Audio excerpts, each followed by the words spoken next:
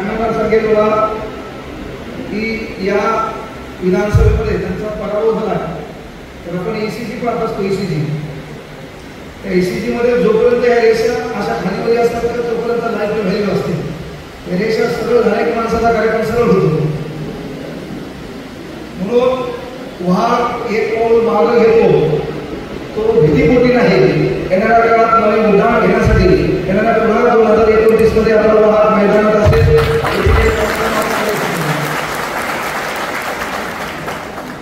साहेब एवढा वेळ बोलू लागले. कार्यक्रमाला येणारे श्रोते पण चांगले लागतात. काही काही तरुण पोरे असे मरेल माणूस असले पहा. तर आपण तरुण हे बाजू एवढ्या कोणी बसल्या आणि गरीब असा डी माणूस असला कसं होईल हे का नाही. हा विचारच आहे. आमदार साहेब इथे बोलायले किंवा एक आदिवासी गाव होतं त्या गावातल्या लेकरांना शिक्षणाची संधी उपलब्ध करून द्यायची तर देण्याचं काम आमदार साहेबांनी केले. महाराष्ट्राला एक मिळता होता की अजित दादांनी स्वतः वाचनाचा एक कळवा की ज्या माणसाला 5,500 कोटी रुपये तुमच्या तालुक्यासाठी आले तो माणूस बोलायला म्हणून टाळ्या वाजणं आपलं काम होतं काय.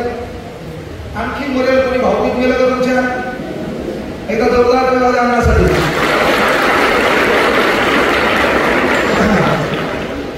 एकदा जोरदार टाळ्या द्या मायबापासाठी. एकदा जोरदार टाळ्या द्या आपल्या स्वप्नासाठी.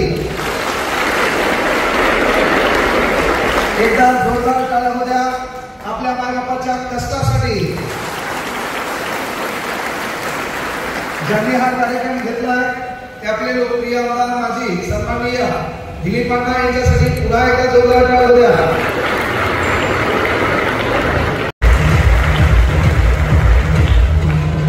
यानंतर ज्या विद्यार्थी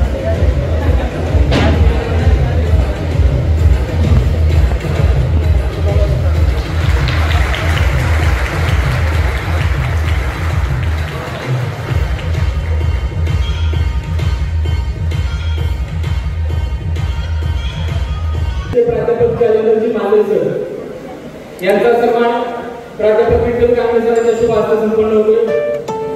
पोलीस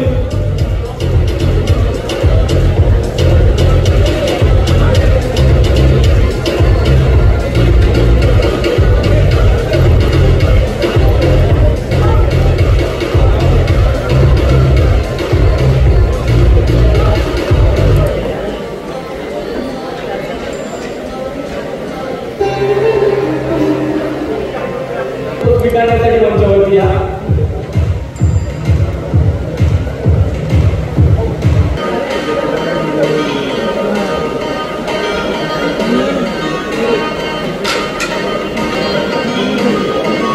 Thank you.